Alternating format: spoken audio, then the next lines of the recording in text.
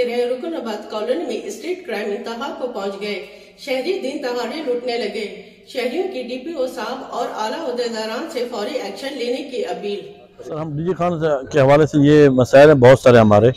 हमारा इलाका है वो पुल डाट के साथ मुतसल कॉलोनी है, रुकनाबाद कॉलोनी। सर, वहाँ पे बड़ी ज़ोर और शोर से चोरियाँ डकैतियाँ जा रही हैं। सर, वहाँ पे शरीफ शुरफा लोग रहते हैं, दिन दिहाड़े जो है वहाँ पे चोरियाँ डकैतियाँ हो रही हैं और बहुत नुकसान हो रहा है। शहरी बहुत ज़्यादा परेशान है। वहाँ पे इलाके के जो शहरी हैं, हमारा मुतालबा ये है डीपीओ साहब से और आला ओहदेदारान से, डीजी खान के जो भी है, लिहाजा इस पर एक्शन लिया जाए, जितनी जल्द हो सके इस पे एक्शन लिया जाए। सर, हमारा यही मुतालबा है।